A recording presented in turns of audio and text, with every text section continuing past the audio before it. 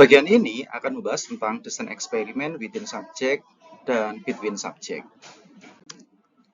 Tujuan pembelajarannya agar teman-teman memahami desain eksperimen psikologi within subject versus between subject.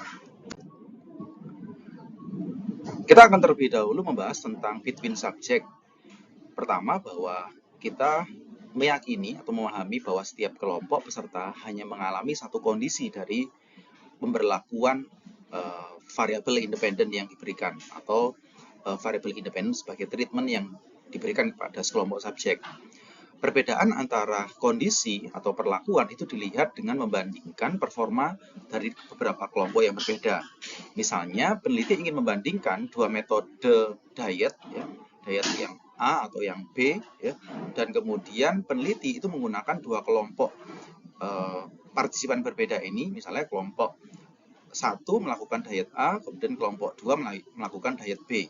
Nah, kemudian hasil berat badan di kedua kelompok itu kemudian dibandingkan. Nah, ini adalah between subject karena setiap kelompoknya adalah independen. Gitu ya.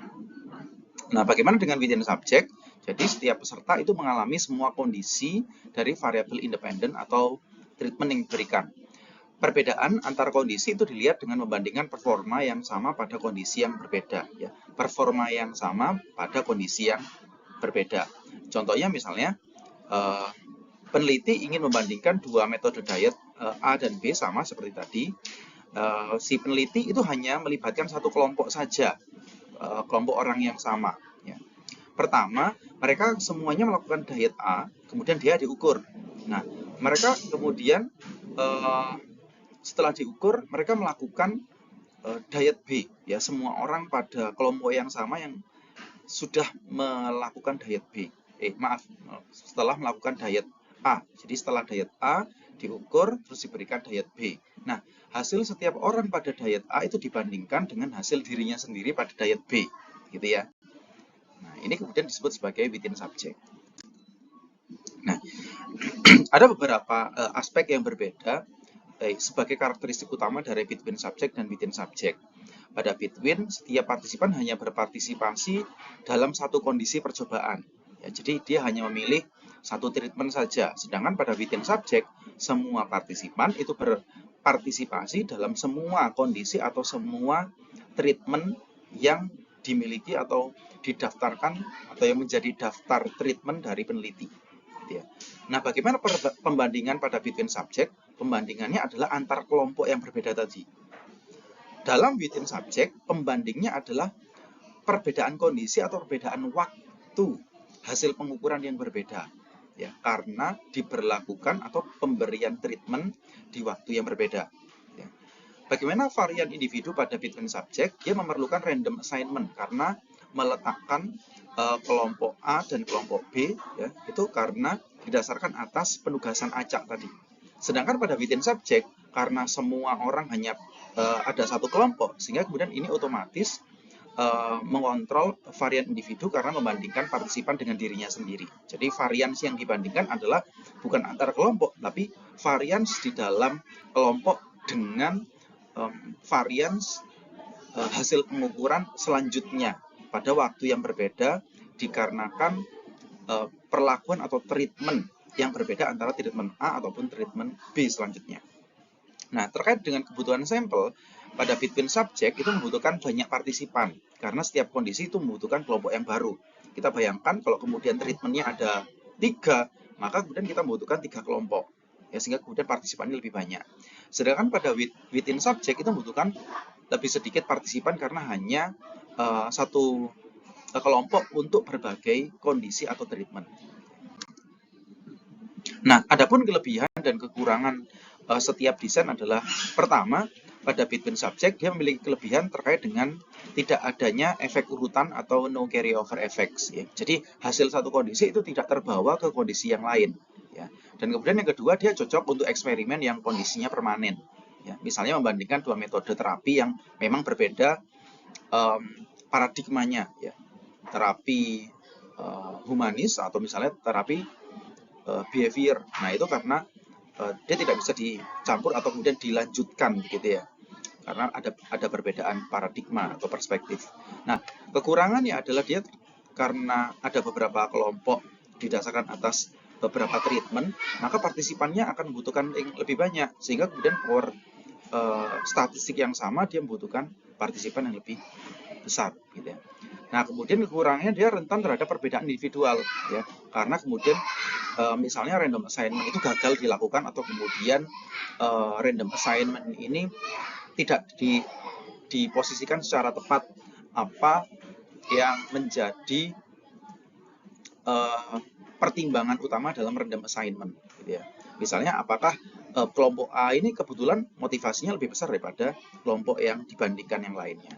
Selanjutnya, ada kelebihan dari within subject, bahwa kemudian lebih efisien karena terkait dengan jumlah partisipan lebih sedikit dengan power statistik yang sama gitu ya.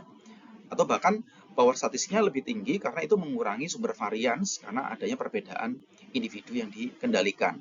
Dan ini sangat cocok untuk studi yang melihat perubahan atau perkembangan pada subjek yang sama ya. Jadi ini bisa dilakukan repeated measure, jadi pengukuran berulang pada sekelompok partisipan atau pada subjek yang atau partisipan yang sama gitu ya. Kekurangannya adalah terkait dengan efek urutan.